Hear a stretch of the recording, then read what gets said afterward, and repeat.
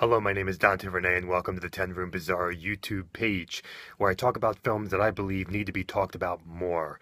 Tonight's film is 1976's The Midnight Party, or Lady Porno by Jess Franco. This is a very, very rare release, edition tone film. That is kind of the company name here.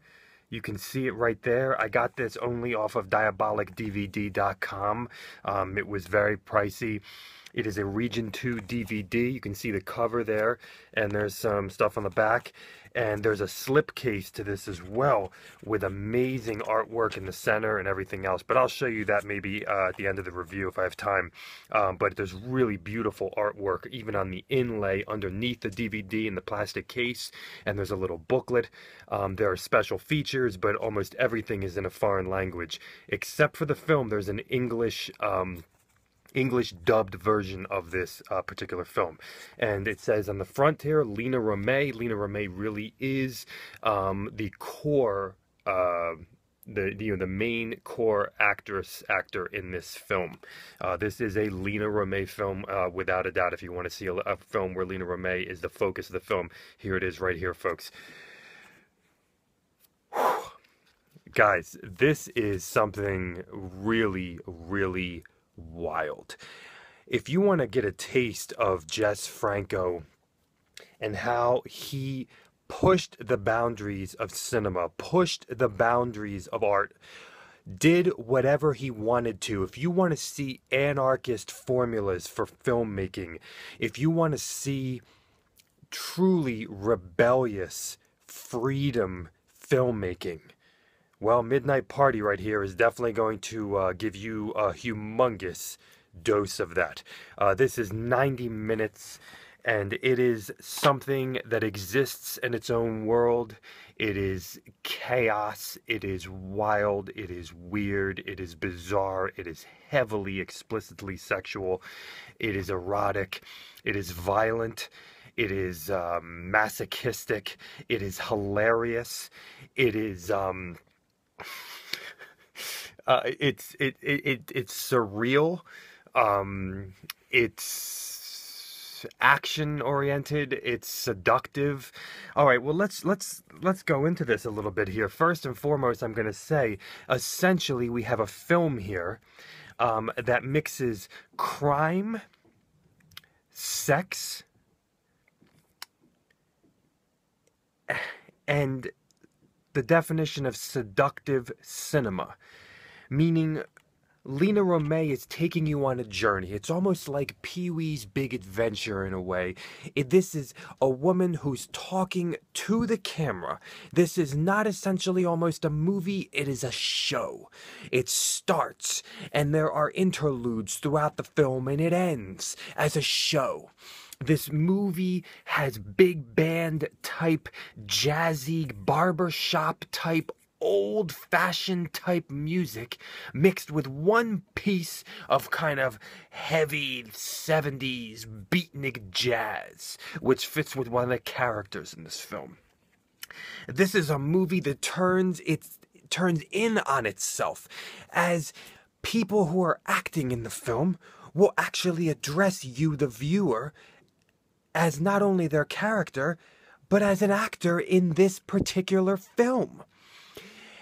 Lina Romay, in particular, is doing this throughout the duration of the film. She is not only an actor in the film who's telling you her story, she's also seducing you, the viewer, sexually.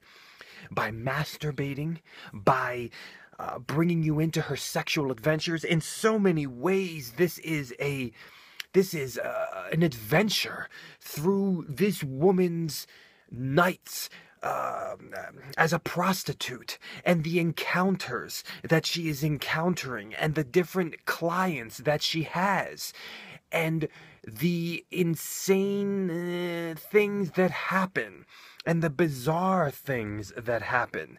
And there are twists and turns throughout this adventure into her life. If you wanted to see Franco's worldview and maybe even his blackest of black sense of humor that could even involve violence and violence towards women, this would definitely be a very good entrance into this crazy, mad, wild, limitless world of Mr. Jess Franco, or Jess Frank, I believe as he called in his credits here. Jess Franco is in this movie, playing what appears to be a very mysterious German man with a wooden leg. A very mysterious character indeed. This film crosses so many different genres, folks.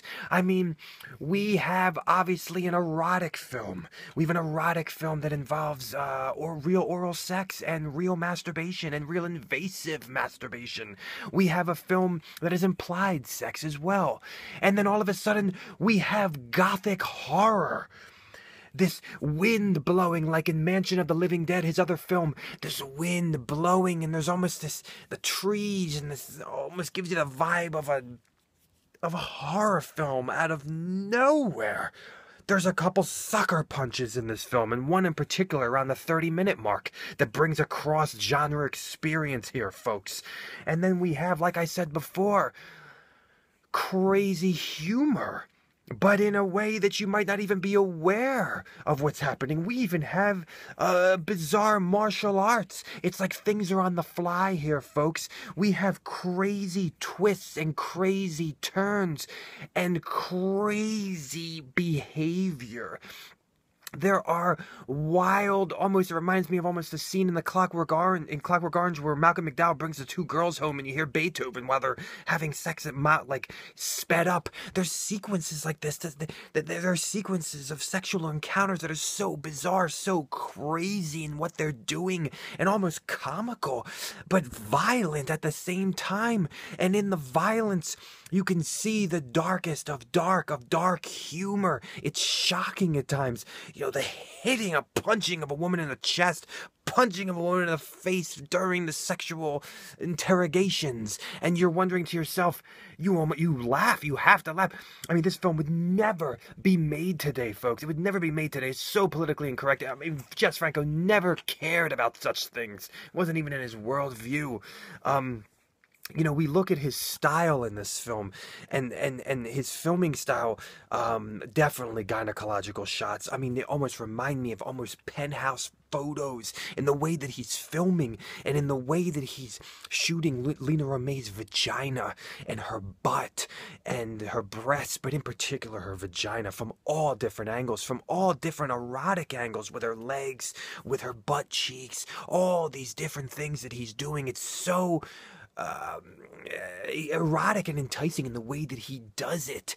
And he's zooming on this film, and he's doing very quick type of side swipes, and he's doing a lot of zooming sexually in this film, folks, where he's going out of focus really wildly as he's going into sexual situations with his camera. But it's not, for the most part, the film is not wild with his style, except for really the zooming in the sex scenes. For the most part, we have some very, kind of nice shooting and kind of still shots. We have tons of red lighting in this film, interplayed in particular in these club sequences and in Lena Romay's sequences when she's addressing you, the viewer. There's this orange-red light that cascades over the film, very interestingly. And we have Franco with a sailboat scene, again near the end climax of this film. We have wild gunplay in this movie. And of course, like I said, twists and turns, things that are sucker punches.